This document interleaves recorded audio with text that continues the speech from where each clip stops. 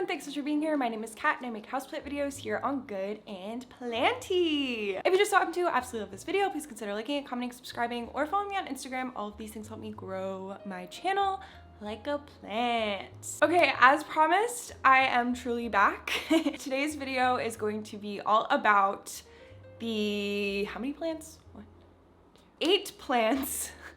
That's actually, I need to process that. I went from having, at one point in my collection, I had 100 plus plants, and slowly that dwindled down to about 70. And then I moved to New York, and yeah, I have 8 plants now. I haven't had only 8 plants in years. My roommates do have additional houseplants within the house, but within my collection, and if you've watched my videos, you know my collection probably a bit better, there are only 8 of these left. As I was purging through the plants, it really did surprise me which ones ended up being what I felt connected to and feeling the best to take care of. So if you're wondering like how I went about this, I'll keep it brief before we jump into the video. It was a combination of thinking about my space. So obviously moving from my own 1-bedroom apartment in Philly to a shared apartment in New York, the space is very limited. So I realized I would have to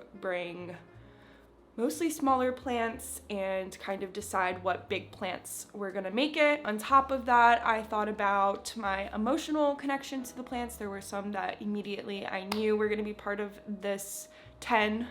Then also a tier of that was what care do these plants require and which ones are gonna suit me and my lifestyle the best. That was how I approached the purge, to get down to 8 plants. At the end of the video, I'll talk a little briefly about what happened to the rest of the plants that I had, because there were a lot of them. But now, if you just want to see which plants made the cut, we are going to finally jump into it. And you can see a few already. I feel like maybe I should just get those out of the way. The first plant that I will share is this ZZ plant. This one kind of surprised me because I do love a ZZ plant, but it's not necessarily like one of my top plants in the entire world. It has grown so much with me. This was actually one of my oldest plants. Oh my god, there's a...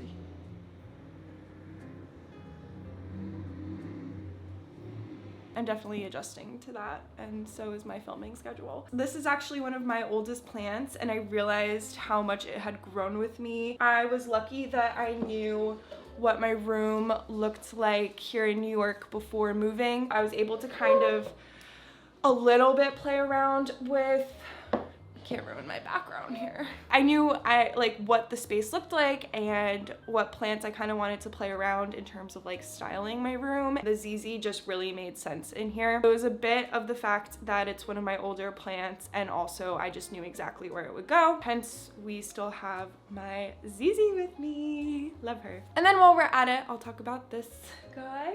My Dracaena marginata. I've talked at length about this plant. If you are new here, I was gifted this, sorry, sad warning, but I was gifted this plant after my childhood dog passed away, and it was from coworkers at a job that I did not like, but I thought it was very sweet. I was like super sentimental about this plant because it just meant a lot to me in the moment. It was not doing well in my little cubicle. There used to be, I think, 2 other plants in here with this one, and they were just dying off. So I brought her home, nurtured her, and now she's doing really well. This was absolutely like a sentimental grab. I knew right off the bat, this is like the #1 plant I'm saving. On top of that, Dracaena marginata are actually, dare I say, I used to be a huge Syngonium girl, and then it just wasn't doing well with my moves. And at this point, I think Dracaena marginata is my favorite plant. They are so easy to take care of, very chill. I love the look of them. I think they are so unique. They can be a great statement piece. They kind of take up a lot of room. You can train the trunk to grow in different shapes if you want, which I might experiment with, I don't know. This was just very important for me to bring, and I'm so excited for her to be a little bit more of like a tree vibe. So she's staying forever. no matter what. And then I also, let me grab this succulent. I also have this Haworthia here. This is kind of probably a surprise. I do genuinely love Haworthia in terms of like succulent and cacti. Haworthia are probably one of my favorite species, or no, that's, I'm like rusty. I took too much time off. Genus of succulents. So I do genuinely love them, but the main reason I kept this is because of this pot. Hopefully I don't get demonetized, I don't know. But it was like a small Philly ceramicist, so I just genuinely, I love white and blue like porcelain vibe. I'm like scared to get demonetized. But yeah, this was mostly like a pottery save, and I really do like the Haworthia in here, so that's what's going on. And it looks really good, and she was small and compact, easy to move, so it just made sense. Okay, moving off to ones that are off camera, so a little bit more of a surprise. Let's see. Okay, we'll talk about this one. This was another definitely sentimental, ooh. Ew. This was absolutely, it looks ridiculous. Huge sentimental grab, and I'll talk a little bit about what's going on.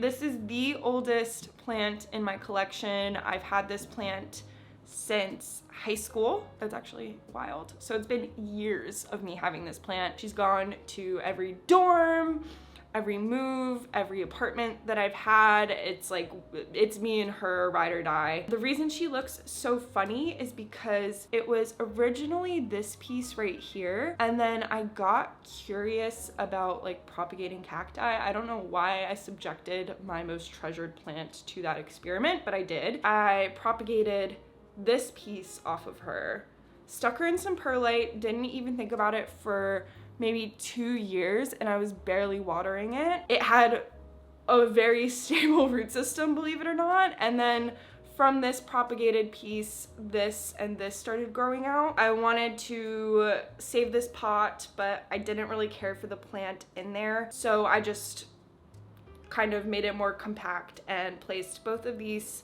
growths in this pot. And now we have literally whatever this is. I have no idea what to expect. I just kind of put them in here and I'm hoping for the best. This was a huge sentimental one, and I matched it with a pot that I wanted to keep. I think this one and this one, like no matter what. I mean, I kind of feel like that about a handful of these, but these two are like very, very near and dear to my heart and are kind of easy to transport around, which is nice. All right, next we have my jade plant. And this is a gift from one of you. Thank you so much. When someone gives you a propagation, a cutting, a gift of a plant, it is the emotional attachment that you have immediately is tremendous. The hardest part, I think, of the plant purge was giving away plants that were gifts to me. I'm happy that I have at least one, I don't know, two plants that were gifts. This is a huge surprise to me. I was not expecting to want to keep this plant. I don't know that much about jade plants, but I am obsessed with it growing in this beer can, and I think that it just looks so unique. I don't know how long I can keep it in this beer can for, but it's awesome. It looks so cool. Again, it's very compact, easy to move. It's just like bringing around a little can. She's doing really well. She's very easy care, and she was a gift. So I was like, honestly, like, yeah, this is absolutely top 10 behavior.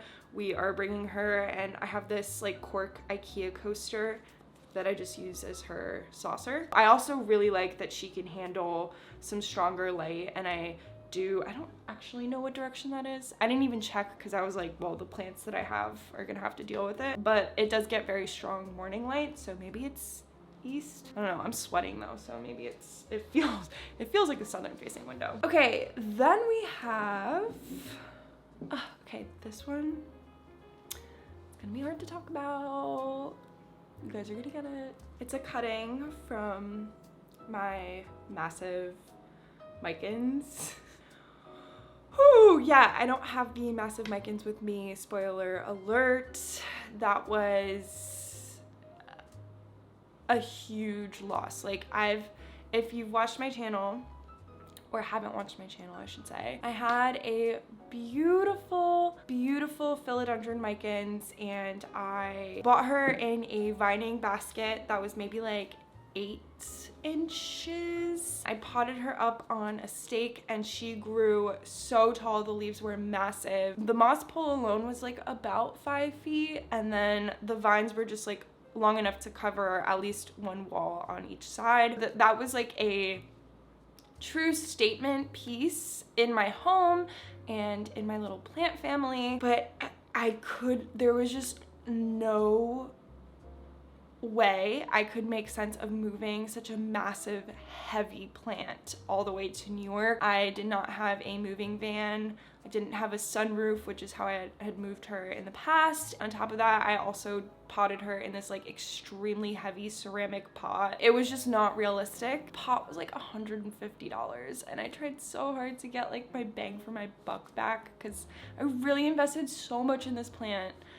And not to put like a price tag on my plant, but you guys, I think you guys get me at this point. I feel like I sold her for less than what I put in. Again, I hate to like monetize a plant, but like I spent $150 on a pot, and I sold her on Facebook.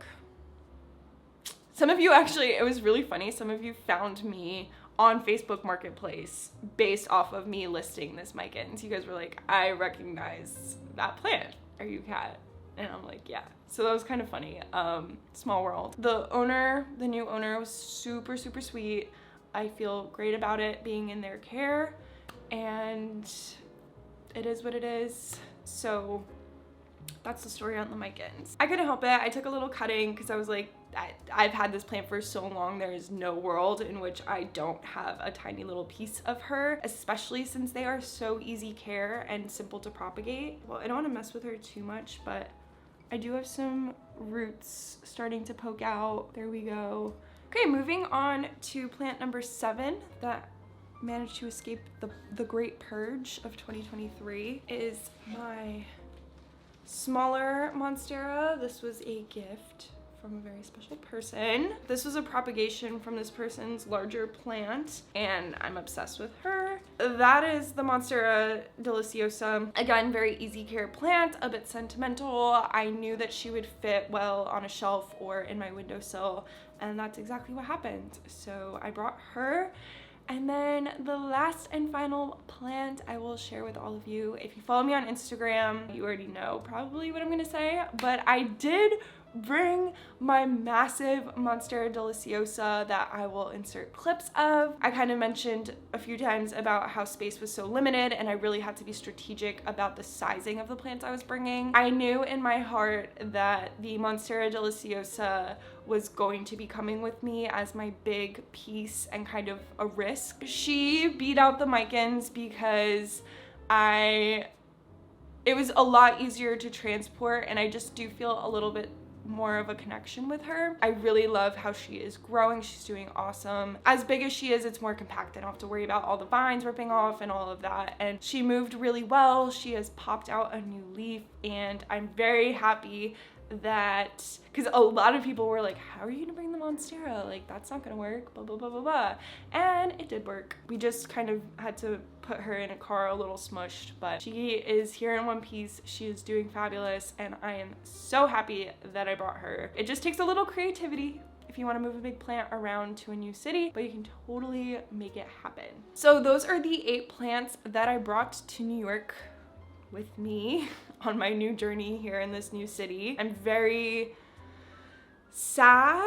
Like, it's definitely the end of a certain plants chapter for me, but I'm very content with the plants that I do have with me. They mean a lot to me. I do have like a little bit of room if I want to expand my collection a little bit. I do have some plants in mind, but I'm not sure. I'm just kind of keeping it open-ended for now. I'm just very happy with the plants that I do have, and I think it makes me appreciate them a bit more, and I also want to like focus on the pottery of them and stuff like that. In terms of the plants that I did not bring with me, I gave a ton to family, like my sister, so I do have an eye on like a huge handful of my collection. Luckily, she was interested in them. I love the idea that she is going to like try out her green thumb. I gave a ton to my neighbor, and then there was a chunk I sold on Facebook Marketplace, which is great. The one regret that I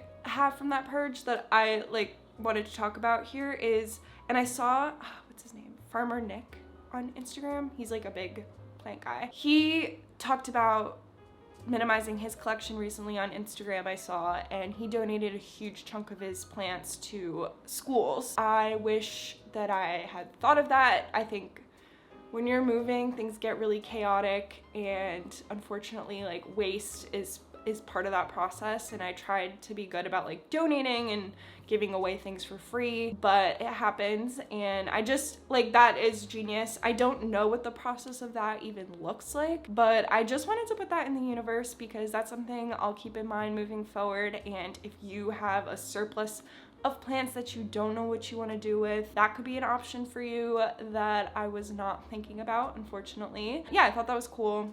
Wanted to share. If any of you have done that in the past, let me know because I'm very interested in how you go about doing that. And that is pretty much it. This is my new journey, my new chapter. These are the plants with me. If you are a longtime Good and planter, I'm curious if you notice any plants that didn't make it. There's a lot of them and I miss them. I do. I actually got emotional about it the other day, but it's fine. We're doing fine. Anyway, thank you all so much for watching. I really appreciate it. Thank you for sticking with me on my little mini hiatus. Thank you for watching this video.